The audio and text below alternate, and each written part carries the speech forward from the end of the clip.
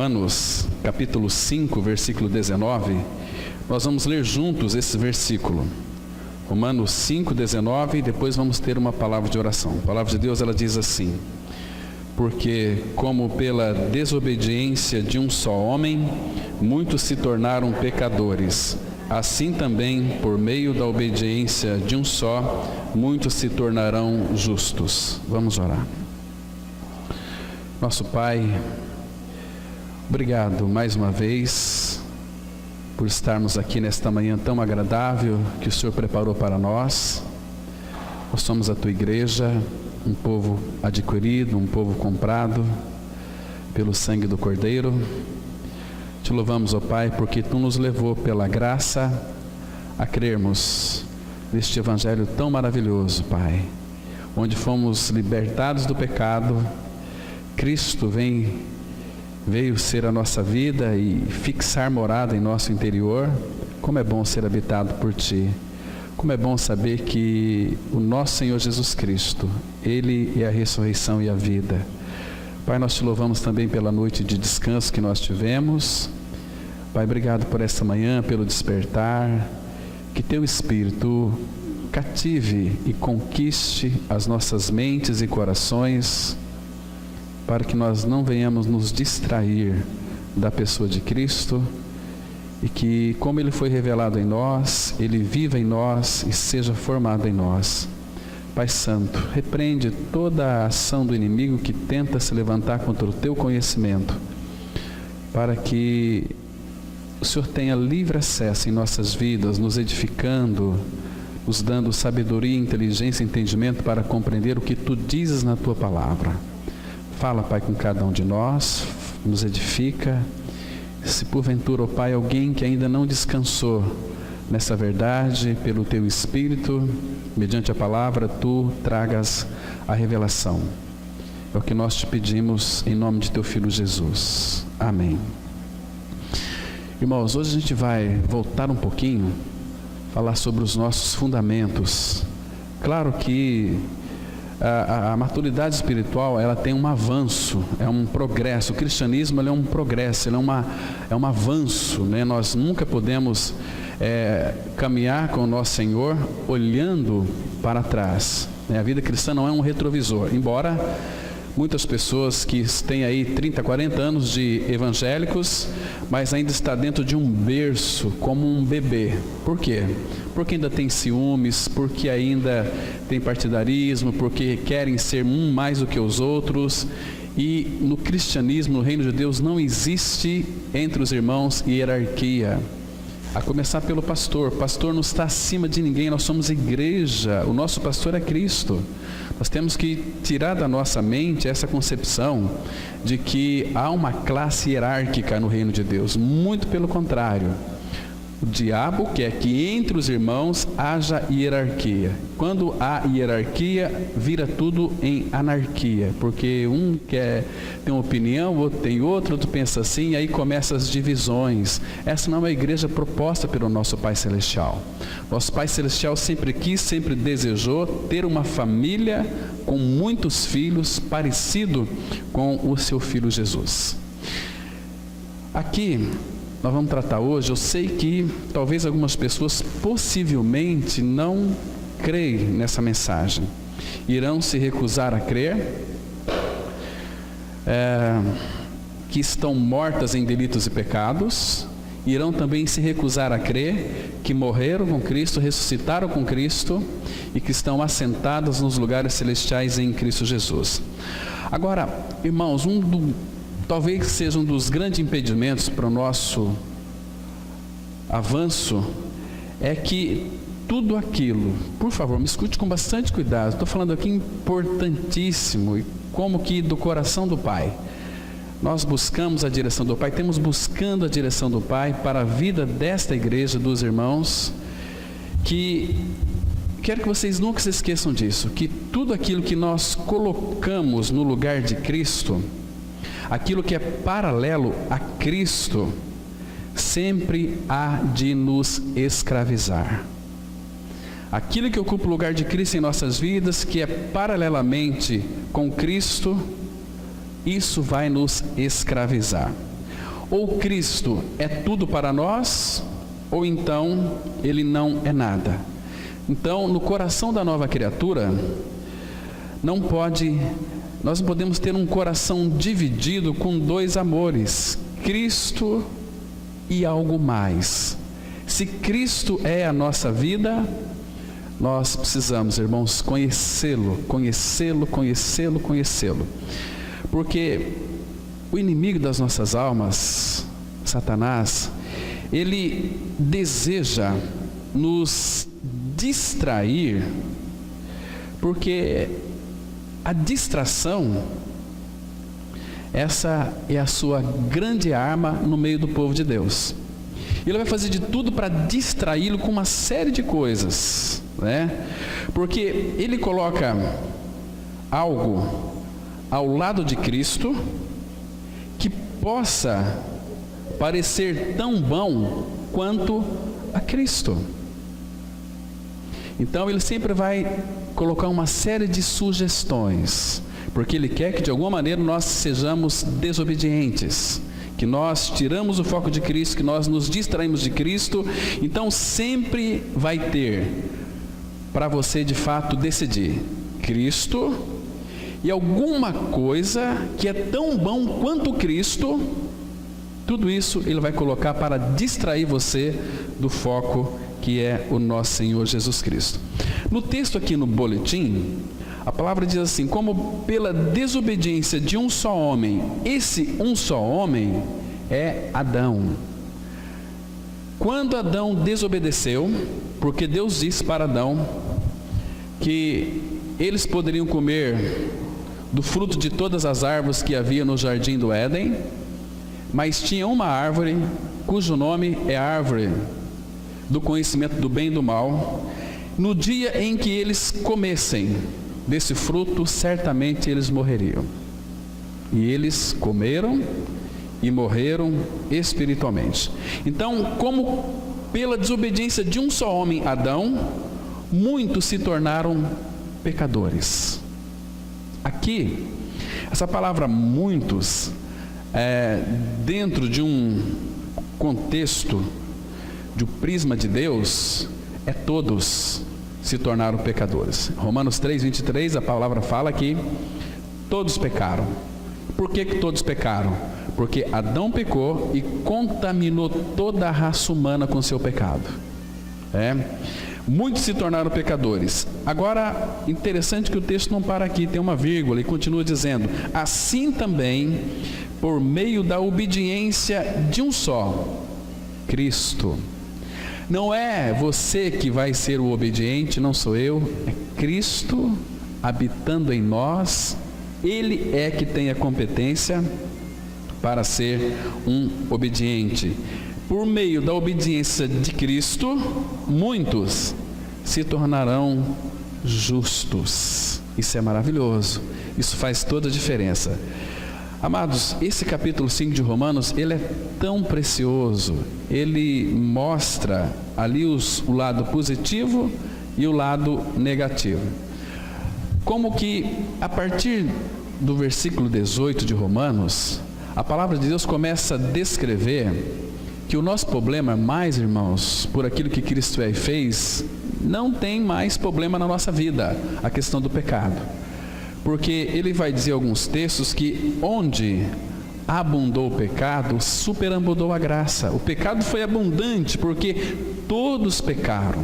Mas aonde que o pecado abundou na vida de todos? Quando Cristo veio e morreu numa cruz por amor a mim e a você, ele fez eu e você morrer com ele.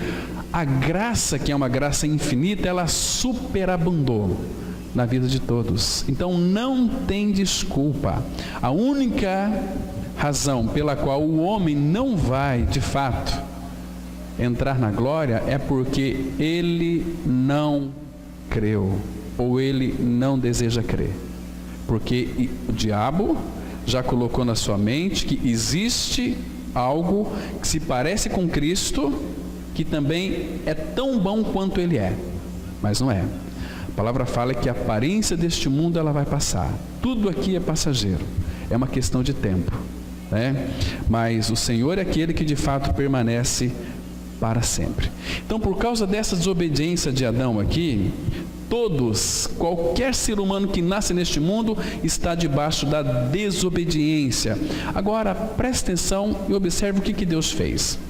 Já que todo ser humano que nasce neste mundo é pecador por causa do pecado de Adão, filhos da desobediência e são desobedientes, não conseguem obedecer. Então, o que Deus fez? Ele colocou todos nós debaixo da desobediência, para então usar de misericórdia para com todos. Mas, porém, nós temos aqui uma responsabilidade. É se você quer ou se você não quer. Se você crê ou se você não crê. A palavra crer, quando fala assim, eu creio em Cristo, significa que eu estou unido a Cristo. Unido quando Ele morreu. Quando Cristo morreu, a palavra de Deus fala que eu também morri com Ele. Que fomos sepultados com Ele e ressurretos com Ele e entronizados com Ele. Porque se alguém está em Cristo, é uma nova criatura. Cristo está sentado à direita de Deus Pai Todo-Poderoso. Mas a Bíblia diz que nós estamos em Cristo. Estamos aqui, mas pela fé nós estamos nele, num local intocável. Nosso espírito, ninguém mais pode nos tocar, nem mesmo o diabo. Porque a palavra fala que aquele que é nascido de Deus, o maligno não lhe toca. 1 João 5, verso 18. Ele não vai tocar, nós estamos escondidos com Cristo em Deus. Isso é maravilhoso, isso faz toda a diferença na vida de um cristão. Então, hoje, irmãos, nós temos habitando dentro de nós, se você de fato creu que morreu e ressuscitou com Cristo, aquele que é o obediente. Aquele que é obediente. Por isso que nós sempre damos muita ênfase para aquele texto. Eu estou crucificado com Cristo e vivo não, mas Cristo vive em mim. Ele vive em mim, Cristo vivendo em mim, Ele que é o obediente. Então, o profeta Ezequiel já fez essa declaração. Quando o nosso coração ele foi transplantado lá na cruz em Cristo, a palavra fala que quando Cristo morreu naquela cruz, quando fomos colocados nele, ali naquela cruz o nosso coração velho foi arrancado. Ele diz, tirarei de vós o coração de pedra, vos darei um coração de carne. Porei dentro de vós o meu espírito e farei que andeis e observeis os meus estatutos, juízos e os seus mandamentos. Jeremias 36, verso 27. Então nós vamos caminhar um pouquinho aí agora no nosso boletim. Com certeza, Deus não está interessado em uma reforma moral superficial numa sociedade não regenerada. Ou seja, aqueles que de fato não querem o Senhor, Deus não vai fazer uma reforma neles para torná-los bonzinhos. Muito pelo contrário, Deus os entregou eles para que eles façam o que eles querem. O propósito de Deus para este mundo, e a única comissão legítima da igreja, é a proclamação da mensagem do pecado e da salvação ao indivíduo, a quem Deus redime e retira do mundo. O plano de Deus para o mundo é salvar aqueles que creem no Evangelho e não trabalhar com correções de fachada numa cultura moralmente falida. É por isso que não devemos permitir que a mensagem que proclamamos seja corrompida por noções seculares que minimizam a culpa e buscam o bem-estar pessoal. Amados, o que a religião tem feito é estragado o povo de Deus. Hoje o que nós temos ouvido no meio cristão é que Deus veio para lhe dar uma vida melhor aqui na face da terra. Isso não é verdade. Ele veio para trocar a nossa vida. Jesus não faz reforma em velha vida. Ele tira a nossa velha vida e coloca uma nova vida, a vida dele mesmo em nosso coração. para que a gente possa então ser uma expressão dele. Agora, nós não podemos, em hipótese alguma, negociar a palavra de Deus, mercadejar a palavra de Deus. Vamos ler aqui juntos 2 Coríntios capítulo 2, versículo 17, que diz assim a palavra: porque nós não estamos, como tantos outros, mercadejando a palavra de Deus.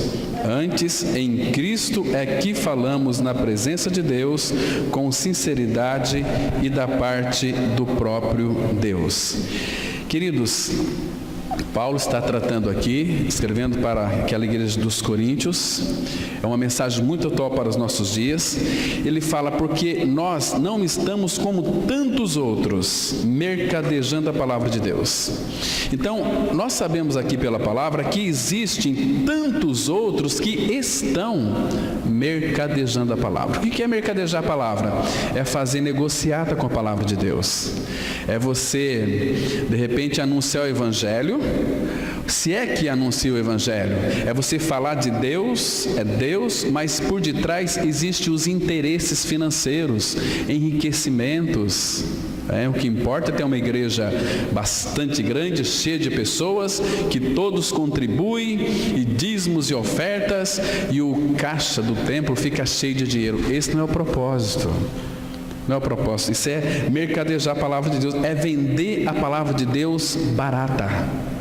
É você muitas vezes deixar de falar a verdade para uma pessoa que tem muito dinheiro, porque ela ajuda muito na igreja com altas quantias de dinheiro. Isso é mercadejar a palavra, isso é enganar as pessoas.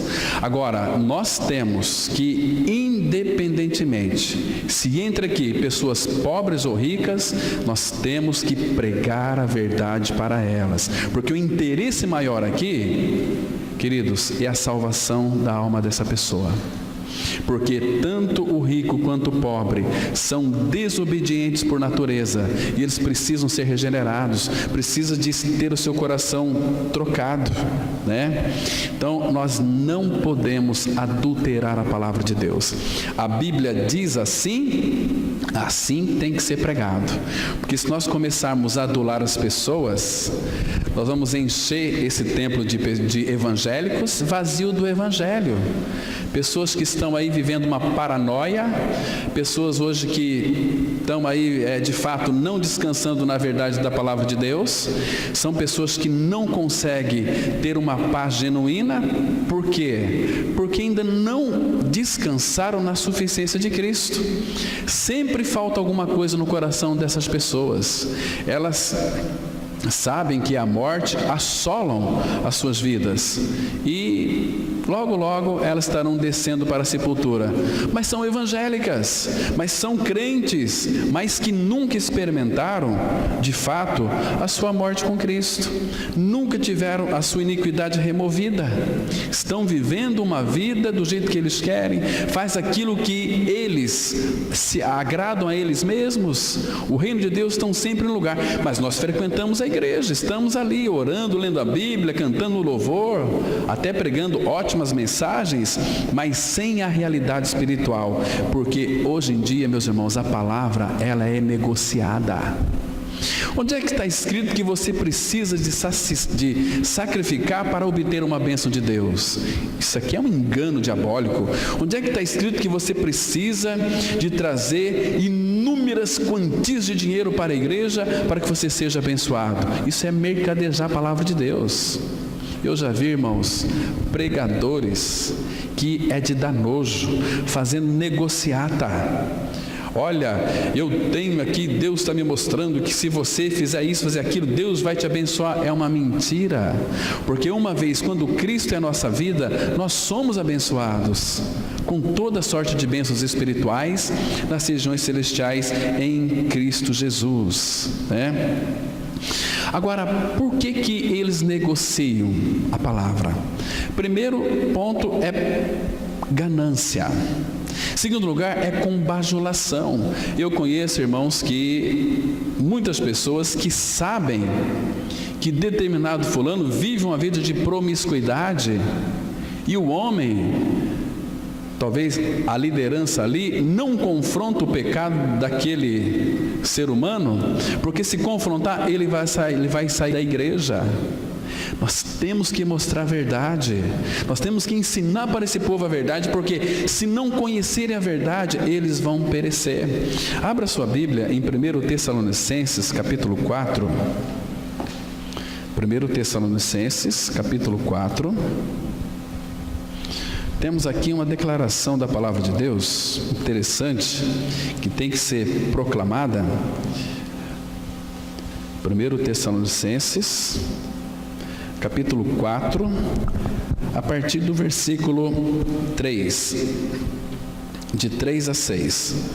Olha o que a Bíblia diz. 1 Tessalonicenses 4, de 3 a 6. Diz assim a palavra. Vamos ler com bastante cuidado aqui, irmãos. Olha,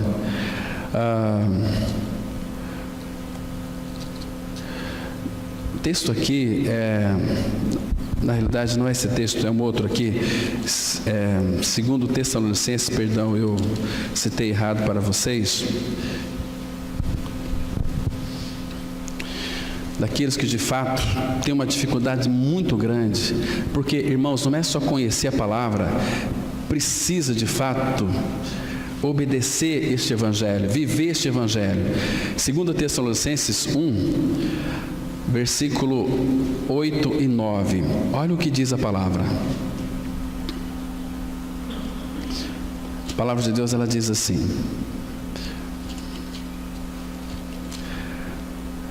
em chama de fogo, tomando vingança contra os que não conhecem a Deus e contra os que não obedecem ao Evangelho de nosso Senhor Jesus. Estes sofrerão penalidade de eterna destruição, banidos da face do Senhor e da glória do seu poder, quando vier para ser glorificado nos seus santos e ser admirado em todos os que creem naquele dia, porquanto foi crido entre vós o nosso testemunho.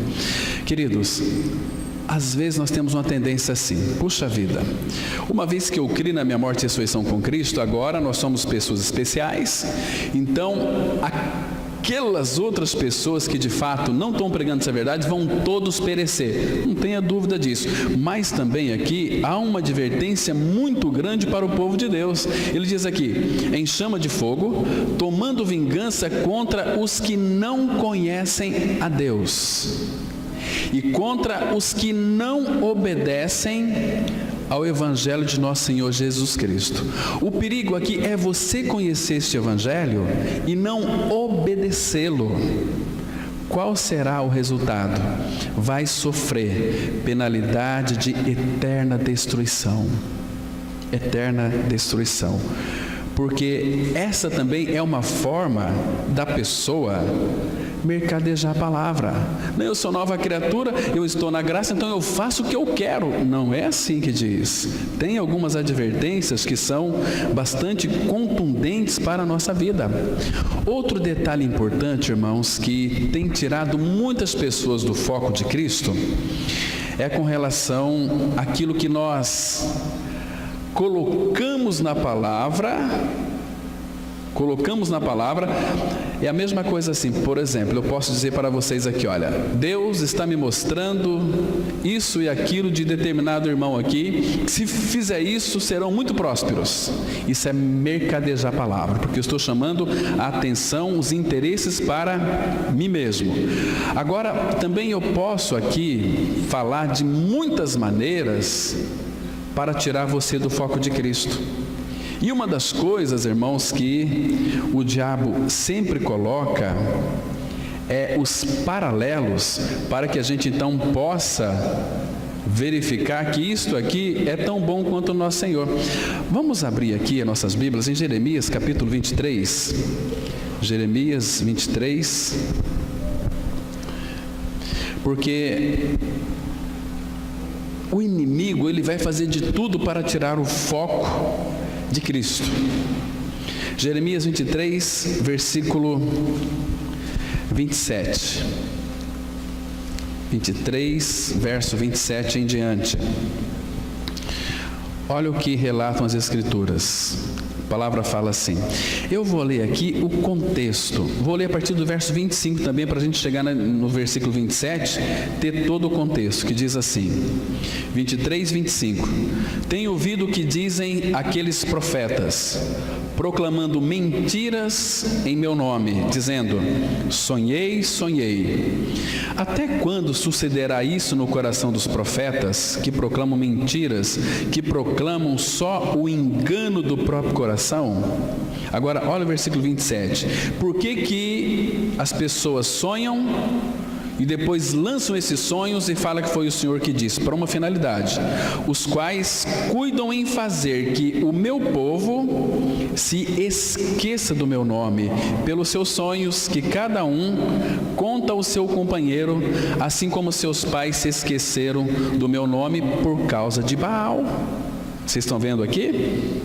Sonhei, visão, tantas coisas, para que o foco seja tirado de Cristo e colocado na pessoa, seja colocado no pastor, no padre, seja quem quer que seja.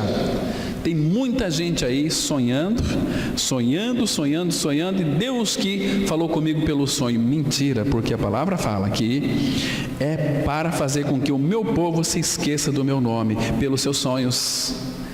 Começa proclamações, mas aí é o engano do coração, porque, queridos, a verdade é a palavra.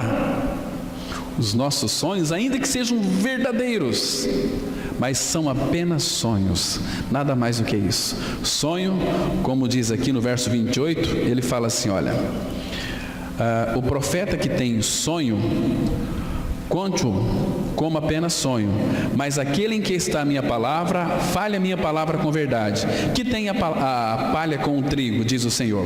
Está comparando o sonho aqui como palha, que queima. E ele diz no 29, não é a minha palavra fogo, diz o Senhor, e martelo que quebra a pedra, que esmiuça a penha? Então, nós não podemos mercadejar, negociar a palavra de Deus. Vamos continuar no nosso boletim. O evangelho popular da nossa geração geralmente deixa a impressão de que Jesus nos salva de problemas, tristeza, solidão, desespero, dor e sofrimento. Portanto, uma das verdades fundamentais do Evangelho é que todos nós já nascemos desprezíveis pecadores. Não podemos fugir da culpa dizendo a nós mesmos que não somos tão maus assim. As Escrituras dizem que Ele veio salvar as pessoas do pecado. João 1,29, a Bíblia diz assim: no dia seguinte, viu João a Jesus que vinha para ele e disse: eis o Cordeiro de Deus que tira o pecado do mundo. Vamos pensar assim, irmãos. Vamos imaginar que Jesus viesse a este mundo para apenas ressalvar nós dos nossos problemas, salvar nós das nossas dores, salvar nós das nossas tristezas, salvar a nós das nossas angústias, salvar a nós das nossas depressões. Imagina se Jesus só viesse para isso, se Ele fizesse o bem para todo mundo como Ele fez. Mas se Jesus viesse a este mundo somente para fazer o bem e resolver o problema das pessoas, quando nós morrêssemos, certamente nós iríamos perecer no inferno. Mas Ele veio para morrer. Ele disse em João 12, versículo 24, se o grão de trigo caindo na terra não morrer, fica ele só, mas se morrer, produz muitos frutos. E nós sabemos que Ele morreu, e os frutos que Ele produziu são eu e você, se você de fato creu em sua morte e ressurreição com Ele, né? Porque, queridos, Ele, Jesus, Ele é o Cordeiro de Deus que tira o pecado do mundo. Ele veio para tirar pecado. Como é que se tira pecado de uma pessoa?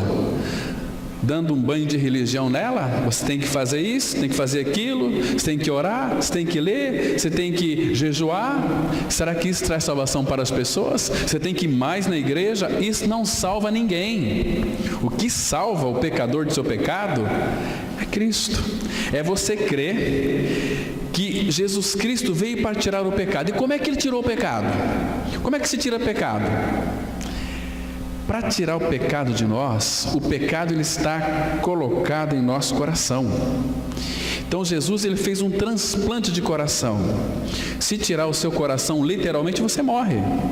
Mas Jesus fez uma cirurgia na cruz pela fé. Quando ele foi crucificado, ele morreu e nós morremos nele e com ele. A palavra vai dizer o seguinte, em Romanos capítulo 6, verso 6: sabendo isto, que o nosso homem velho foi crucificado junto com ele, para que o corpo do pecado seja destruído e não servimos o pecado como escravos. Foi lá na cruz, o preço foi pago. Ele tirou o meu e o seu pecado, porque Jesus é o Cordeiro de Deus que tira o pecado deste mundo. Lá no livro do profeta Zacarias 3, versículo 9, ele fala que ele tiraria o pecado desta terra em um só dia, lá na cruz. Ele tirou o pecado de todos. Mas por que nem todos serão libertos do pecado? Porque nem todos irão crer que morreu com Cristo na cruz. Por isso que eles vão perecer. Queridos, é tempo de libertação. É tempo de nós nos prostrarmos diante dessa palavra e agradecer ao Pai, porque Ele amou tanto você como amou a mim, cada um de nós individualmente, e mostrou com tanto amor, com tanta ternura, aquilo que Cristo fez na cruz por cada um de nós. Morrendo a sua morte, essa morte que seria perecer eternamente, Ele tragou lá naquela cruz. Ele absolveu toda a morte. Jesus entrou na morte e Ele destruiu a morte. Não só destruiu a morte, mas também aquele que tem o poder sobre a morte, que é o diabo. Irmãos, que coisa linda. Lembra daquele brado que Ele fez lá em João 19, versículo 30? Está consumado. A obra foi acabada, foi feita perfeitamente. Esse é o nosso Senhor Jesus, que fez uma obra plena. Agora, você deseja esse Jesus, sendo Ele o Senhor da sua vida, controlando a sua vida, administrando a sua vida, guiando a sua vida? Hoje nós temos uma tendência de ser guiado por pastores, né? Não, eu só faço e falo o que o meu pastor falar. Não, irmãos. Aquilo que o Espírito Santo ordenar para que você faça, que nós vamos fazer. Nós temos que ser liderados não por homens, mas pelo próprio Senhor. Então, Ele é o Cordeiro de Deus que tira o pecado do mundo. Aliás, quando Ele tirou o nosso pecado na cruz, a obra foi tão perfeita que não importa aquilo que você fez antes. Não me importa se você foi uma curva de rio lá no passado, uma tranqueira, uma prostituta, um ladrão, um bandido. Quando você creu que morreu com Cristo, você morreu com Cristo. Sabe aqueles pecados que você se considera horrorosos? Abra a sua Bíblia em Hebreus capítulo 8, verso 12. Olha o que o Senhor Jesus Cristo vai fazer com relação a você e a mim, com o meu e com o seu pecado. Ele já destruiu na cruz o nosso pecado, mas olha só o versículo 12. Olha que lindo é isso aqui, irmão. Olha que precioso que é. Hebreus 8, verso 12. A palavra, ela diz assim, olha: pois para com as suas iniquidades usarei de misericórdia, e dos seus pecados jamais me lembrarei. Ele esquece. Por que ele não se lembra mais? Porque quando a conta foi paga, não tem mais como cobrar. Olha aí no versículo, no capítulo 10 de Hebreus, o verso 17 agora. Olha que lindo aqui, amados. Diz assim a palavra, olha. Acrescenta, também, de nenhum modo me lembrarei dos seus pecados e das suas iniquidades para sempre. Ora, onde há remissão destes, já não há oferta pelo pecado. Como é que você vai lá na mercearia do seu João? Toda semana você vai lá, você compra um produto, e ele vai lá e ele anota na cadernetinha dele. Depois você vai lá, você paga no final de semana ou no final do mês, e ele risca aquilo, pago. Como é que ele pode cobrar de novo de você? Como é que você vai... como é que alguém pode cobrar de você e de mim uma conta que nós já pagamos? Não tem jeito. Então o preço do seu pecado, do meu pecado, foi pago por Cristo na cruz. Você participou daquela morte. Como que você deve alguma coisa? Você está liberto. Está liberto para louvar a Deus, para adorar o Senhor. Você é dele, agora você pertence. Quem que é teu pai? Meu pai, nada mais, nada menos. E aquele que criou todas as coisas. Ele me fez. Ele me viu quando eu não era ainda, como qualquer um de nós aqui. Então ele pagou o preço do nosso pecado. Queridos, isso é muito grande. Isso não é coisa de religioso, é evangelho gracioso. Vamos continuar aqui, irmãos. Então, ele é o Cordeiro de Deus que tira o pecado do mundo. Por quê? Por que a desobediência entrou no mundo? Porque Adão pecou, ou seja, desobedeceu a ordem do Senhor para não comer do fruto da árvore do conhecimento do bem e do mal. Essa desobediência passou a toda a raça humana. Em Caim, também vemos grande parte do que nós mesmos somos, visto que também somos descendentes de Adão. Caim era o primogênito de Adão e por isso foi a primeira pessoa a receber por nascimento natural a natureza pecaminosa que Adão infectou a raça humana. Vamos ler aqui Romanos 5, versículo 12, que diz assim: portanto, assim como por um só homem entrou o pecado no mundo e pelo pecado a morte, assim também a morte passou a todos os homens, porque todos pecaram. Queridos, então quando Adão ele pecou, contaminou toda a raça humana. Agora, o que nos separa da comunhão de Deus é os nossos pecados. Isaías 59:2 vai dizer que as vossas iniquidades fazem separação entre vós e o vosso Deus. Separação, morte. Uma pessoa no pecado, ela não pode ter comunhão com Deus, porque Deus ele é santo, ele é puro. Enquanto o nosso pecado não for removido, Deus não pode habitar, Deus não pode fazer morada dentro de nós. Queridos, eu e você, a palavra fala que nós já nascemos com uma condenação imposta sobre as nossas vidas. Lá em Ezequiel, vamos abrir esse texto? Ezequiel capítulo 18, versículo 20. Temos aqui uma declaração importantíssima da palavra de Deus. Ezequiel 18, versículo 20. A palavra ela diz assim, vamos ler inicialmente o versículo 4. Ezequiel 18, em primeiro lugar o versículo 4. Olha o que a palavra de Deus nos mostra para nós aqui. Ezequiel 18, verso 4. Eis que todas as almas são minhas, como a alma do Pai, também a alma do Filho é minha. A alma que pecar, essa morrerá. Pessoas falam que a alma não morre, a Bíblia diz que a alma que pecar, essa morrerá. Agora, versículo 20 deste mesmo capítulo, diz assim a palavra: a alma que pecar, essa morrerá. O filho não levará a iniquidade do pai, nem o pai a iniquidade do filho.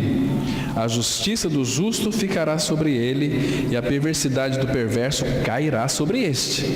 Então aqui nós temos duas situações. Primeiro que já nascemos pecadores, o nosso destino é a morte eterna.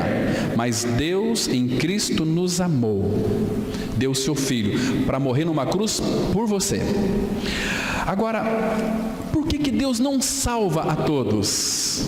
Sabe por que Deus não salva? Porque Ele já salvou a todos. Agora é nossa responsabilidade, mediante a graça, a crer neste fato consumado, que salvou a todos, que eu morri com Ele, ressuscitei com Ele, que Cristo é a minha vida.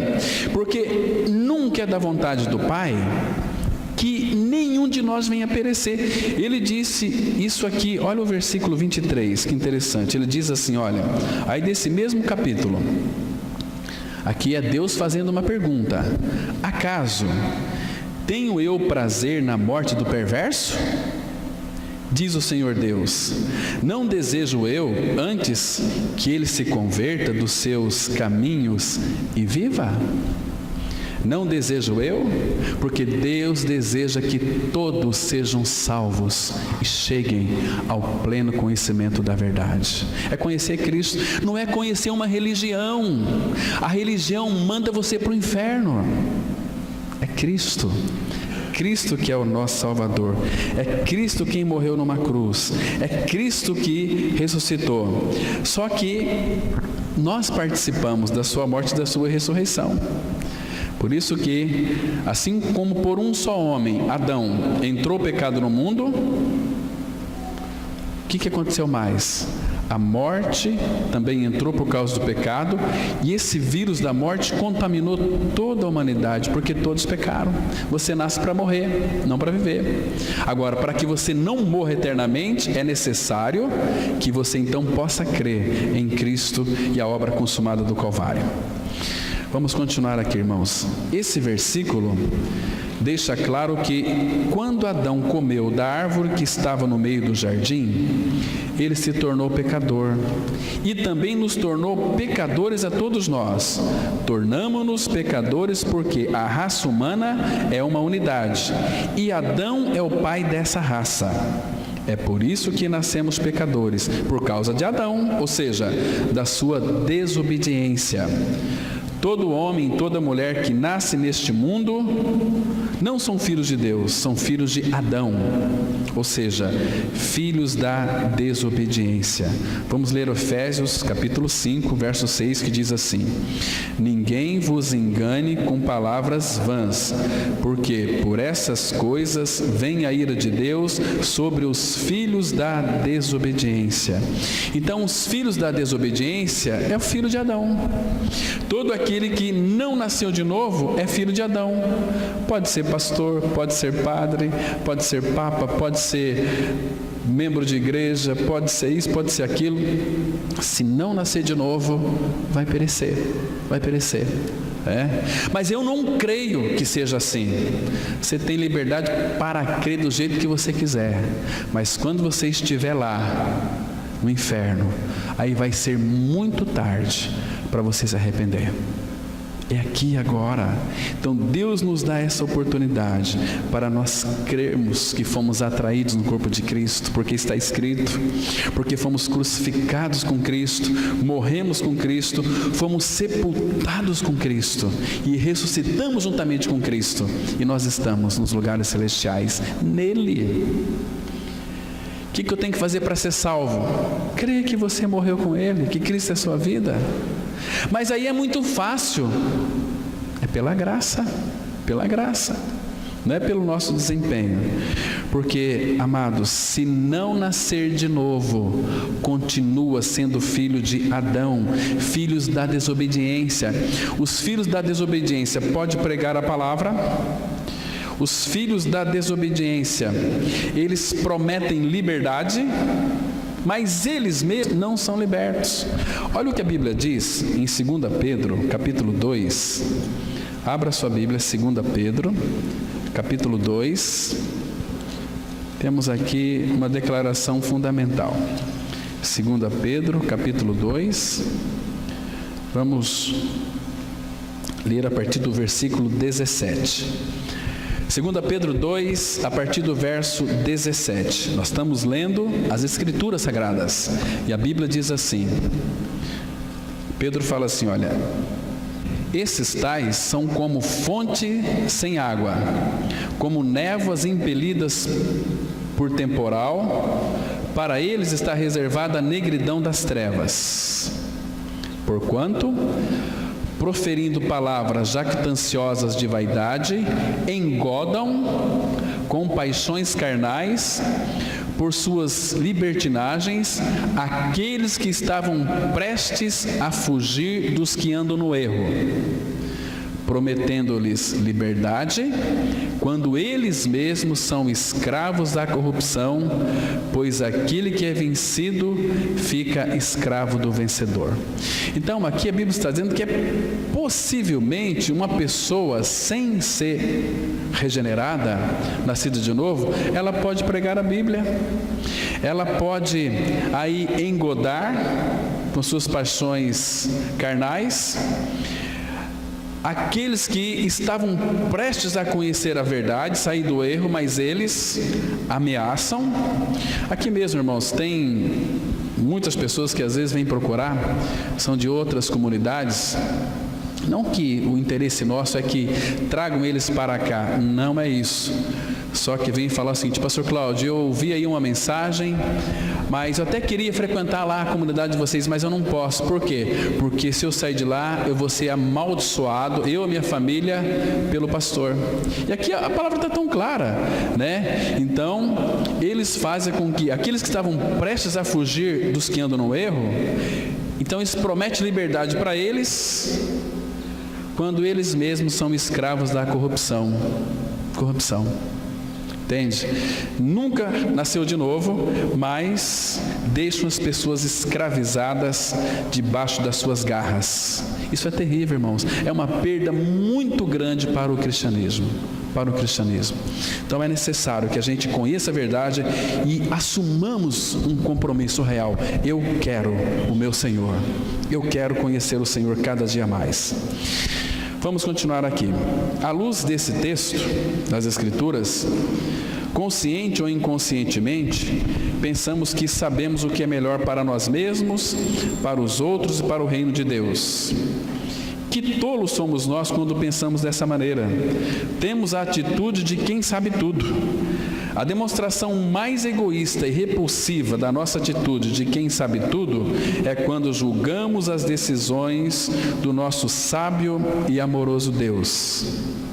A atitude de quem sabe tudo é apaixonada por estabelecer alvos, fazer planos e executar feitos notáveis e também criticar e condenar aqueles que não fazem.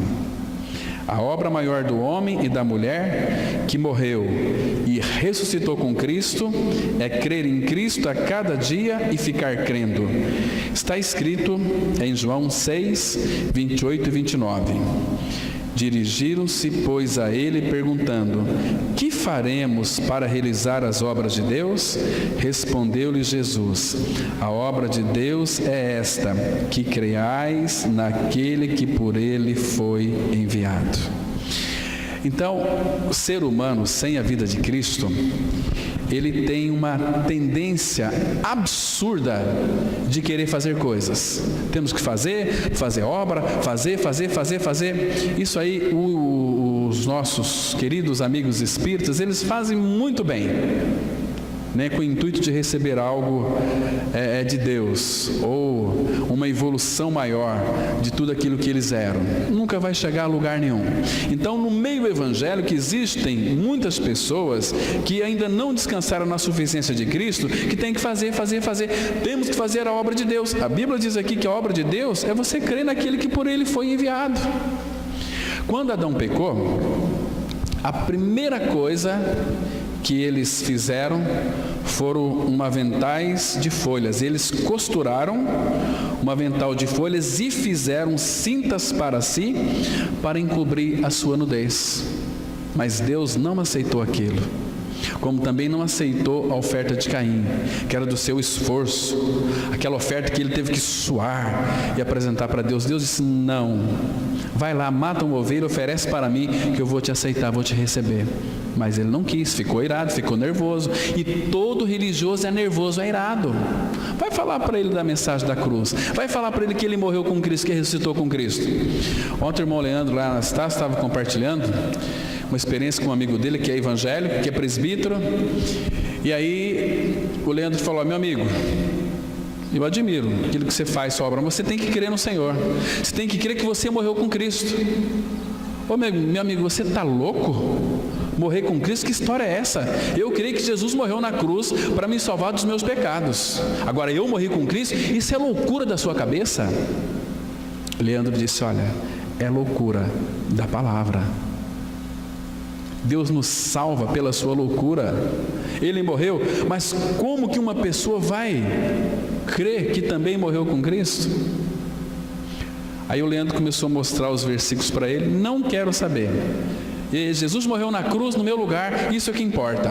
Mas você morreu com Ele. Olha, fica para lá e eu fico para cá. Eu vou crer dessa forma, cada um crê de uma forma. Não, nós temos que crer como está escrito. A Bíblia diz que Cristo morreu, é verdade, mas afirma também que o pecador morreu com Ele, é verdade também. Romanos 6,5, a palavra fala assim: porque se fomos unidos com Ele na semelhança da sua morte, certamente o seremos também na semelhança da sua ressurreição. Se eu não creio que eu morri com Ele, eu não vou ter uma ressurreição igual a dele. Isso é engano, irmãos. Hoje em dia as igrejas estão admitindo e trazendo para o seu meio qualquer tipo de esquema de psicologia. Vamos curar a angústia com a psicologia. Vamos curar a ansiedade com psicologia. Vamos curar a depressão com psicologia. Não cura. O que cura a depressão, que cura a angústia, que cura a ansiedade é Cristo e a sua cruz. Vocês entendem? Então nós não podemos, irmãos, essa ideia de querer fazer para ser aceito, não. Cristo fez. Olha só aqui, vamos ler um texto em Romanos 8, verso 3. Romanos 8, versículo 3. A palavra, ela mostra aqui algo tão precioso, que é sempre Deus fazendo. Não precisa do nosso desempenho, é aquilo que Cristo é e fez. Romanos 8:3, a palavra ela diz assim, Romanos 8, verso 3. Porquanto o que fora impossível à lei, no que estava enferma pela carne, isto fez Deus, enviando o seu próprio Filho em semelhança de carne pecaminosa, e no tocante ao pecado, e como efeito, condenou Deus na carne o pecado. Não é você fazendo. Observe que aquilo que era impossível à lei, a carne, eu e você, nós não tínhamos condições de cumprir a lei. Então, isso fez Deus, enviando o seu Filho, aquele que tem competência para poder fazer, para cumprir toda a lei e para morrer numa cruz, e incluir eu e você naquela cruz. Naquela cruz morreu o meu pecado e o pecador. O pecador foi crucificado com ele. Gente, isso é maravilhoso. Isso traz vida eterna para dentro de nós. Isso é algo que alegra o nosso coração, porque está escrito na palavra de Deus. É maravilhoso. Então, é crer neste fato e ficar crendo, e ser perseverante até o fim. Vamos continuar. Na medida em que formos honestos, veremos a nossa atitude de quem sabe tudo em quase todas as direções para as quais nos voltarmos. O Senhor Deus do universo tem um ponto de vista para cada momento de nossas vidas. Todavia, por causa do conhecimento do bem e do mal, nós continuamente achamos ter uma ideia melhor. Não que nossas ideias sejam imorais ou de natureza anticristã. As nossas ideias melhores muitas vezes são como a de Caim, a respeito da adoração ou do serviço cristão. Caim achou que o Senhor se agradaria da sua oferta. Ele era, em suma, um sabe-tudo. Vamos ler aqui Gênesis capítulo 4, versículo 5. Ao passo que de Caim, da sua oferta, não se agradou. Irou-se, pois, sobremaneira Caim, e descaiu-lhe o semblante. Irmãos, Caim tem muitos seguidores, né? O caminho de Caim é o caminho do esforço, porque ele plantou, pegou o melhor da terra, encheu o seu cesto e colocou para Deus: Deus, aqui é a minha oferta, aceita. Deus disse: Caim, eu não posso aceitar essa oferta sua, porque partiu de você. O que Abel fez? Foi lá no rebanho, pegou uma ovelha, um cordeirinho e sacrificou e apresentou ao Senhor. O Senhor aceitou. Mas Caim ficou muito irado. Aí o Senhor perguntou para Caim: Caim, por que você está tão irado? Por que você descaiu o teu semblante? Senhor, porque o Senhor não aceitou minha oferta. Eu trabalhei e eu suei. Eu não quero o teu suor, eu quero a tua adoração. Vai lá no rebanho, mata um cordeirinho, traz e oferece para mim, eu vou te aceitar. Porque Deus, a única base que Deus nos aceita é pelo cordeiro. Não é por aquilo que eu e você nós fazemos, irmãos, é por aquilo que Cristo fez. Se fosse para nós fazermos, Cristo não precisava ter feito uma obra lá naquela cruz do Calvário. Porque se dependêssemos de nós fazer, aquilo que nós faríamos, Deus aceitaria, e Deus não aceita. Ele aceita aquilo que Cristo fez. Então eu e você temos que crer naquilo que Cristo fez no Calvário. Ele morreu, mas nos levou a morrer com Ele. Ele crucifica a nossa velha natureza pecaminosa e perversa. Mas não para aí. Pela ressurreição, Ele nos dá a sua vida, a vida de Cristo. Então, a grande maioria das pessoas não renascidas participa das reuniões de estudo da palavra, da reunião de oração e tantas outras, e muitas vezes declaram: eu acho, sem nenhum respeito para com o ponto de vista de Deus, ou seja, a vontade de Deus sobre aquele assunto. Muitas pessoas são convencidas de que são filhos e filhas de Deus por serem membros de uma igreja, por jejuar, por dar o dízimo, orar, ler a Bíblia, cantar no louvor, ter um cargo importante na igreja, etc. No entanto, sem o novo nascimento, tudo isso é pura frustração.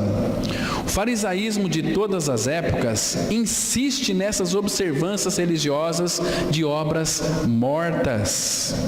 Mas as Escrituras declaram em Tito 3,5: não por obras de justiça praticadas por nós, mas segundo a sua misericórdia, Ele nos salvou mediante o lavar regenerador e renovador do Espírito Santo. Ele nos salvou, irmãos, mediante o lavar regenerador. O que significa esse lavar regenerador? Água significa, na palavra de Deus, a própria palavra. Então, 1 Pedro 1,23, a palavra fala assim: porque fostes regenerados não de semente corruptível, mas da incorruptível, mediante a palavra de Deus, a qual vive e permanece para sempre. Lá em Tiago 1,18, a palavra fala assim que, segundo o seu querer, Ele, Deus, nos gerou pela palavra da verdade. Ou seja, nós temos que crer como diz as Escrituras, porque é as Escrituras que vai nos gerar, crendo de uma forma adequada e correta. A palavra, ela diz assim, Romanos 6,7, que aquele que está morto, justificado está do pecado. Então, como que Deus me justifica do meu pecado? Enquanto eu não creio que eu estou morto com Cristo, eu não posso sair dizendo que eu sou um justificado. Não posso. Porque Deus vai operar pelo seu Espírito na palavra. A palavra diz que eu morri com Cristo. Então, quando eu creio que eu morri com Cristo, eu sou um justificado. Mas como é que eu posso confiar se Deus me justificou ou não? Porque eu creio que eu estou morto, e foi Deus quem disse. E se Deus disse, quem pode ir contra a verdade dele? O problema é que nós somos de fato muito incrédulos, irmãos. Somos incrédulos demais da conta. Vamos aqui continuar. Então, não é por obras de justiça praticadas por nós. Não é, eu sou aceito não por aquilo que eu pratico, mas por aquilo que Cristo praticou e fez lá naquela cruz. Ele nos salvou mediante o lavar regenerador e renovador do Espírito Santo. Então, amados, essa natureza adâmica com que todos nós nascemos precisa ser crucificada e morrer para dar lugar a uma nova natureza. Isto é novo nascimento. Para nascer de novo é preciso morrer. Se alguém não concorda com essa experiência, quando se achar no inferno, será tarde para reconhecê-la, seja você um crente, um líder ou teólogo. Ao reconhecermos o amor de Cristo, quando morreu por nós, somos constrangidos ou obrigados a admitir que estamos identificados com Ele em sua morte e concluir que nele morremos, ressuscitamos e vivemos exclusivamente para Ele. Vamos ler esse texto aqui que é tão lindo, tão maravilhoso. 2 Coríntios 5, 14 e 15. Pois o amor de Cristo nos constrange, julgando nós isto: um morreu por todos, logo todos morreram. E ele morreu por todos, para que os que vivem não vivam mais para si mesmos, mas para aquele que por eles morreu e ressuscitou. Vocês observaram aqui qual que é a conclusão que nós chegamos aqui? O amor de Cristo nos constrange, julgando nós isto: um morreu por todos, Jesus, logo todos morreram. Eu também morri com Ele, porque o salário do pecado é a morte. Ele morreu, eu também morri. E se eu morri, quem vive agora é Cristo. Isso é maravilhoso, né? Então, se eu tenho essa informação aqui de que Cristo morreu, eu também morri com Ele, qual que é a minha atitude agora? Romanos 6,11 vai dizer o seguinte: assim também vós considerai-vos mortos para o pecado, mas vivos para Deus em Cristo Jesus. Eu estou morto para quê? Para o pecado. Você vive para quem? Para Deus. Este é o sentido desse texto tão precioso aqui. E hoje nós vivemos diante dele, sem nenhum temor. Podemos desfrutar da pessoa de Cristo. Podemos amá-lo, somos amados por Ele. Podemos amá-lo porque Ele colocou o amor dele em nosso coração para a gente amá-lo. Ele fez tudo, irmãos. Estamos mortos para o pecado. Jesus não só tira o nosso pecado, mas nos mata para o pecado. O melhor processo de vencer o pecado é morrer para ele, pois tudo para o que morremos não subsiste. Cada pecador precisa vencer, morrendo para o pecado, como diz a palavra de Deus em Romanos 6, 2, a parte B. Como viveremos ainda no pecado, nós os que para ele morremos? Sei que existem muitas pessoas lutando contra o seu pecado. Queridos, se você está lutando contra o seu pecado, significa que você não foi liberto. Porque se você foi crucificado com Cristo, você está morto com Cristo. Aí Paulo faz uma pergunta: como viveremos ainda no pecado, nós os que para ele morremos?